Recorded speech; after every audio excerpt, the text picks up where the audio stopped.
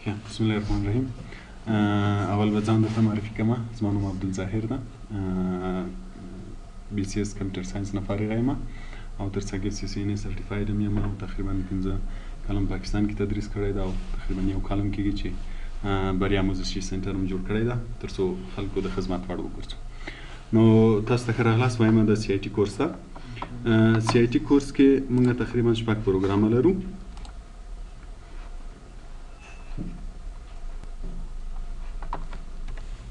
شپږ پروګرام لرو چې شپږ میاشتې کې خلاصو. اته پروګرام لرو شپږ میاشتې کې خلاصو چې په دې کې اول مایکروسافټ وینډوز ده.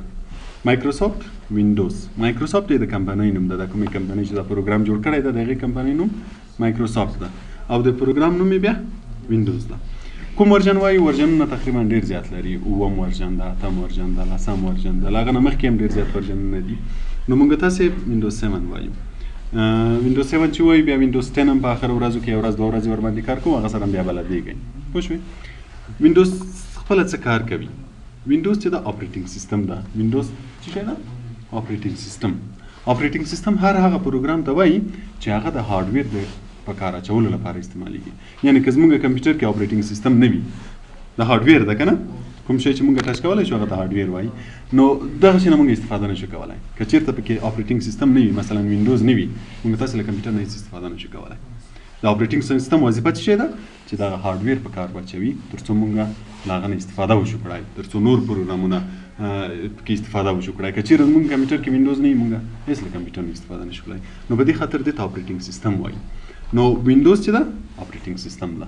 نو خلک اول وینډوز څه لپاره زده کوي؟ تر څو د کمپیوټر استفاده زده کړي چې که چېرې وینډوز نه وي کمپیوټر نه به هېڅ استفاده ونشي کړی. بیا له وینډوز نه وروسته مایکروسافټ ورډ وایو. دا مایکروسافټ ورډ، ایکسل، پاور پوینټ، ایکسس، دغه ته افیس پروګرامونه وایي. افیس پروګرامونه افیس ولې ورته وایي؟ په دې خاطر چې دفتر هر دفتر کې چې دغه پروګرامونه به ته خامخا استعمالوي. ورډ، ایکسل، ایکسس، دا پروګرامونه په هر دفتر کې حتما استفاده کېږي. څه لپاره استفاده کېږي؟ اوس ګوره اول چې د مایکروسافټ ورډ ده. مایکروسافټ ورډ ته چې د اپلیکیشن ان ډاکومنټیشن یا ورډ پروسیسر وایي. د ده کار څه ده؟ په دې کې موږ عریضې او اسناد او دا شیان جوړوو. اوس یو دفتر کې خو به خامخا یو مکتوب نوشته کوي، یو عریضه به نوشته کوي، یو اسناد به نوشته کوي که نه؟ نو د هغو نوشته کېدو لپاره بیا موږ کوم پروګرام استفاده کوو؟ ورډ نه استفاده کوو. بیا له هغه نه وروسته مایکروسافټ ایکسل وایي چې دا به د سی آی ټي درېیم پروګرام وي. ایکسل د څه لپاره استفاده کېږي؟ ایکسل د ریاضي کار لپاره، میتھمیټیکل اینډ لاجیکل ورک. کله چې اوس مثلا یو اداره کې تاسې د کارمندانو د معاشاتو لیست جوړوئ، مثلا د یو کارمند څو روپۍ معاش ده، څو یې ټکس ده، څو باید ټکس ته یې وګرځي، څو یې د ټرانسپورټ پیسې دي، څو یې مثلا میډیکل الاونس ده، دا په آخره میاشت کې بیا حساب کوي، بیا د ټول کال حساب کوي. دغسې ټیبلونه، داسې حساب کتاب چې موږ جوړوو، د هغه لپاره بیا کوم پروګرام نه موږ تاسې استفاده کوو؟ مایکروسافټ ایکسل نه استفاده کوو. بیا هغه نه وروسته موږ تاسې پاور پوینټ وایو. مایکروسافټ پاور پوینټ. پاور پوینټ پریزنټیشن پروګرام ده. دغه اوس چې دا سکرین تاسې ته فل ښکاري، دغه ته پریزنټیشن ویل کېږي.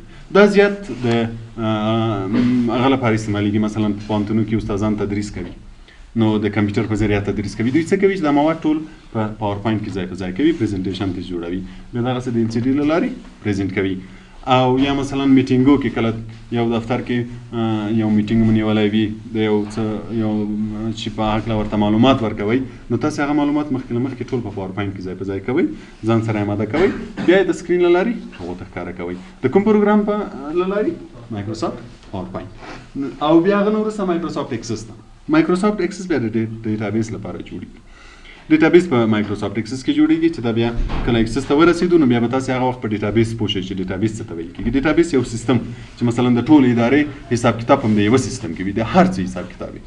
نو چې کله بیا تاسې یو راپور وغواړئ، هر شی چې وغواړئ، نو هغه ډیټابیس به تاسې ته ډېر زر جواب درکوي. نو هغه چې بیا کله مایکروسافټ ایکسس ته ورسېږو بیا په ډیټابیس ډېر ښه پوه شئ. نو دغه څلور پروګرامونه دو ته مایکروسافټ افیس پروګرامونه وایي. ولې ورته وایي؟ تشریح مې درته وکړه چې دا په افیس کې ډېر زیات استعمالیږي. یعنې یو دفتر کې چې څوک کار کوي، خامخا به له دغو پروګرامونو استفاده کوي. په دې خاطر دې ته مایکروسافټ افیس وایي. نو موږ تاسې اول وینډوز وایو، بیا ورډ وایو، بیا ایکسل، پاور پوینټ، بیا ایکسس. نو وینډوز به 15 ورځو کې تقریبا خلاص کو، ورډ 25 ورځو کې، ایکسل 10، پاور پوینټ 15 ورځو کې، او ایکسس په 10 ورځو کې. بیا چې کله افیس پروګرامونه خلاص شو، هغه نه وروسته بیا کورل ډرا وایو. کورل ډرا د پروګرام نوم ده، د کمپنۍ نوم ده، او ډرای د پروګرام نوم ده.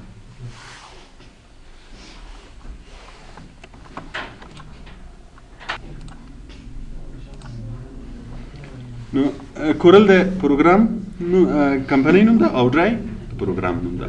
او X8 اتلسم X چې د لاتینی لاس ته ویل کیږي نو X8 معنا اتلس دا اتلسم پروګرام ده. دا پروګرام بیا موږ تاسو د ډیزاینینګ لپاره استفاده کوو. مثلا دا بنرونه چې دي لوګوز چې دي معنا د دیوالو سر د کورسو د دکانو د څه چې لوحې دي کنه دا ټول په کوم پروګرام کې به موږ تاسو جوړو کورل ډرا پروګرام کې. دا لوګو هر دفتر ځان ته یو خاص نشان لري د لوګو په نوم باندې. دا لوګو دا شان ټول په کورل ډرا پروګرام کې ډیزاین کیږي چې دا به موږ تاسو د 10 ورځې په هغه کې به ان شاء الله چې به ختم کوو. هغه نو وروسته بیا HTML وایو. HTML چې د ویب سایټ ډیزاینینګ پروګرام ده. ویب سایټ د فیسبوک نه خو تاسو استفاده کوئ. دا فیسبوک چې د خپل یو ویب سایټ ده. دا په کوم پروګرام کې جوړیږي؟ شروع یې له HTML نه کیږي. کله که موږ وغواړو چې دغسې یو ویب سایټ جوړ کړو مثلا فیسبوک ده، جیمیل شاید تاسو به استفاده ترې کړې وي یا هومیل دغه ویب سایټونه به تاسو زیات په دې مثالونه به دې درکوم چې خامخا تاسو دغه نه به استفاده کړې وي. دغه ټول ویب سایټونه دي او دغه پروګرامونه د ویب سایټونه چې په کوم پروګرامونو کې جوړیږي شروع له HTML نه ده. نو بیا به په HTML کې له خیره ویب ډیزاینینګ زده کړو او له هغه نه وروسته انټرنیټ. دغه زموږ د CIT پروګرامونه دي چې ان شاء الله موږ تاسو به په شپږ میاشتو کې سره وایو. اول چې شی وایو مایکروسافټ وینډوز. یا وینډوز ما مخکې درته تعریف کړ چې وینډوز د څه لپاره ده چې که چېرته وینډوز په کمپیوټر کې نه وي موږ تاسې استفاده نشو کولی. نور ډیټیلز ته به اوس مخکې شو. اول راځو کمپیوټر ته چې کمپیوټر خپله څه مطلب څه کار لري. نو کمپیوټر چې ده له کمپیوټ لاتیني لغت نه اخیستل شوی ده چې معنا یې ده محاسبه کول. اول وختو کې چې جوړ شوی صرف محاسبه ورباندې کېدله جمع ضرب تقسیم. وروسته یې پیشرفت وکړو تر دغه حده پورې. نو په هغه وخت کې نوم ورباندې کمپیوټر کېښوه چې محاسبې ته یې ویل کېږي. او اوس موږ ورته وایو چې کمپیوټر څه دی؟ یو ماشین ده چې موږ ته معلومات پروسس کوي. کوم معلومات چې موږ ورکوو هغه راته پروسس کوي او ریزلټ یې راته کوي. یو معلومات ته ورکوي په ډېر سریع وخت کې دوی تا ته بېرته ریزلټ درکوي. نو یعنی اوس چې دا کار یې له وخته نه ډېر فاست هغه وخت کې صرف کالکولیشن لپاره وو. نن سبا چې دا د هر شي لپاره استفاده کېږي. مثلا که هغه په طبي بخش کې وي هم کمپیوټر استفاده کېږي، که په انجینري بخش کې وي هم کمپیوټر استفاده کېږي. په هر اداره کې لکه مخکې چې ما ویل آفیس پروګرامونه لرو که نه هر اداره کې کمپیوټر استفاده کېږي. د څه لپاره استفاده کېږي؟ چې موږ ورته معلومات ورکوو او دی هغه پروسس کوي او ډېر سریع سپیډ سره یې موږ ته بېرته ریزلټ راکوي. پوه شوې؟ نور به وروسته بیا معلومات کې پوه شي. کمپیوټر چې دا له دوو شیانو نه جوړېږي، یو سافټویر یو هارډویر. هارډویر هر هغه شی چې موږ یې ټچ کړی شو. اوس مثلا لاس ته پرې لګېږي دغه شیانو ته هارډویر ویل کېږي. اوس دا ماوس هارډویر ده، کیبورډ هارډویر ده، مونیټور هارډویر ده، CPU هارډویر ده. دا کوم شی چې موږ ټچ کولی شو دې ته هارډویر وایي. او کوم چې نشو کولی چې سیستم یې ده هغه ته سافټویر ویل کېږي. دا مخکې چې ما درته تشریح درکړه چې دغه پروګرامونه چې دي دا ټول سافټویر دي. وینډوز، ورډ، ایکسل دا ټول سافټویر دي او خپله کمپیوټر هارډویر ده. موږ تاسې کمپیوټر نه هغه وخت استفاده کولی شو چې هم هارډویر وي او هم سافټویر وي. هم دا شی موږ سره موجود وي، دا هارډویر موږ سره موجود وي، هم منځ کې دا سافټویر وي. هغه وخت موږ له کمپیوټر نه استفاده کولی شو چې هم هارډویر وي او هم سافټویر وي. نو سافټویر بیا دوه قسمه دي، یو سیستم سافټویر دی، یو اپلیکیشن سافټویر دی. مخکې چې ما درته ویل چې وینډوز اپریټینګ سیستم ده. اپریټینګ سیستم اول وظیفه یې څه ده چې هارډویر په کار اچوي که نه، نو دې ته بیا سیستم سافټویر ویل کېږي. کوم سافټویر؟ سیستم سافټویر. سیستم سافټویر هغه سافټویرو ته وایي چې دغه د هارډویر لپاره استعمالیږي چې د هارډویر په کار واچوي. مثلا موږ تاسې موبایل کې هم سیستم لرو که نه، کله کله د موبایل خراب شي سیستم یې خراب شوی ده. هغه سیستم کوم سیستم ده؟ سیستم سافټویر ده چې دغه هارډویر په کار اچوي تر څو هغه قابل استفاده وګرځي. نو دوه قسمه سافټویر لرو، یو سیستم سافټویر چې دغه هارډویر په کار اچوي او بل اپلیکیشن سافټویر چې موږ تاسې د مختلفو کارو لپاره ترې استفاده کوو لکه ورډ شو، ایکسل شو، مخکې ما کارونه درته تشریح کړه که نه، هغو ټولو ته بیا اپلیکیشن سافټویر ویل کېږي. او کوم چې کمپیوټر یا د هارډویر په کار اچوي هغو ته بیا سیستم سافټویر. څو قسمه سافټویر شول؟ دوه قسمه، سیستم او اپلیکیشن. سیستم چې کمپیوټر په کار اچوي، هارډویر په کار اچوي، او اپلیکیشن بیا چې مختلفو کارو لپاره استفاده کوو، ورډ، ایکسل، پاور پوینټ وظیفې مې مخکې درته تشریح کړې، د ټولو ته بیا اپلیکیشن سافټویر ویل کېږي. پوه شوې تر دې ځایه؟ نو موږ تاسې بیا اول ځو وینډوز ته چې سیستم سافټویر ده.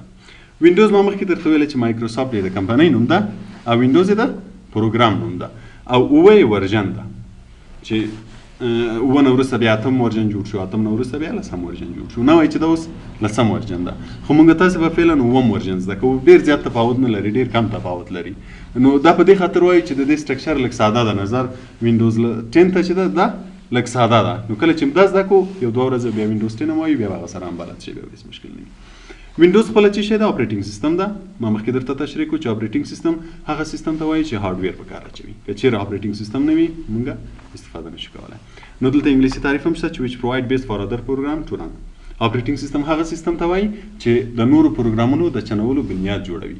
که چېرې دا نه وي موږ نور پروګرامونه هم نشو استعمالولی. پوه شوې؟ دلته ورژنونه ټول شته چې 85 ورژن کې کله چې وینډوز نوی جوړ شو کوم کال و 85 و، بیا هغه نه وروسته 98 2000 بیا ایکس پی وینډوز شو، ایکس پی نه وروسته ویستا شو، بیا وینډوز 7 شو، بیا وینډوز 8، بیا وینډوز 10. خو موږ تاسې به وینډوز 7 وایو. وینډوز به موږ څنګه پیژنو چې زموږ کمپیوټر کې وینډوز شته که نه؟ څنګه به یې پیژنې؟ اوس مثلا ته کمپیوټر چالانه کړې که نه، ته به څه پوهېږې چې زما په کمپیوټر کې وینډوز شته که نه شته. نو هر شی ګوره موږ له لیاوټ نه پیژنو. لیاوټ معنا شکل یا قواره. اوس یو انسان سړی څنګه پیژني؟ قوارې نه یې پیژنې که نه؟ اوس یو څوک درته وایي چې موټر موږ له چیش نه پیژنو؟ قوارې نه پیژنو. هر شی له لیاوټ له قوارې نه پیژندل کېږي. نو وینډوز به هم ته له قوارې نه پیژنې چې په هغه کې کوم شیان دي؟ ډیسکټاپ، آیکنز، ټاسک بار، سټارټ مینیو. اوس چې بیا به هر یو وروسته درته وښیم. مثلا موږ کمپیوټر چالانه کوو، دغه سکرین راځي که نه؟ دغه سکرین ته ډیسکټاپ وایي، دغه شکلو ته آیکنونه وایي، دغه ځای ته سټارټ مینیو وایي، استفاده هم ترې کړې ده که نه، دې ته سټارټ مینیو وایي، دغه لاین ته ټاسک بار وایي. نو چې کله موږ کمپیوټر چالانه کړو که چېرته دغه شیان راغله نو زموږ کمپیوټر کې وینډوز شته، که رانغله نشته. او که راغله مثلا بعضې وختو کې چې کمپیوټر چالانه کې په سکرین باندې ولیکل شي چې سټارټینګ وینډوز، نور بیا هېڅ مخته نه ځي، دغه شیان نه راځي. نو دا په دې معنی چې وینډوز شته خو وینډوز خراب ده، بیا هم ته استفاده نشي ترې کولی.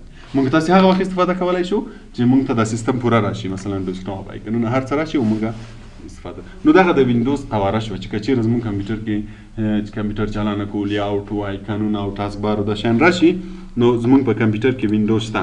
او که رانشي نو وینډوز که چېرته ډیسکټاپ، آیکنونه، سټارټ مینیو دغه شکل راغی نو زموږ په کمپیوټر کې وینډوز شته، موږ استفاده ترې کولی شو. که چېرې رانغی نو بیا استفاده نشو ترې کولی.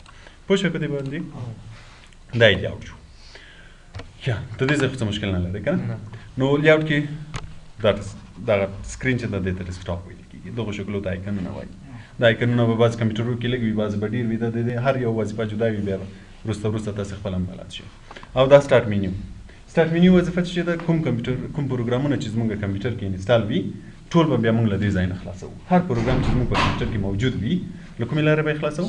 سټارټ مینیو له لارې به یې خلاصوو. دلته ګوره آل پروګرام شته، آل پروګرام به کلیک کوئ، دلته د پروګرامو لیست راځي. نو که چېرته پکې وي که نه وي پکې بیا د سی ډي له لارې د انټرنیټ له لارې ډاونلوډېږي، بیا د کې انسټالېږي. نو بیا له دې ځای نه موږ خلاصوو. دا د سټارټ مینیو ده. بل د ټاسک بار. د دې ټاسک بار وظیفه بیا څه شی ده؟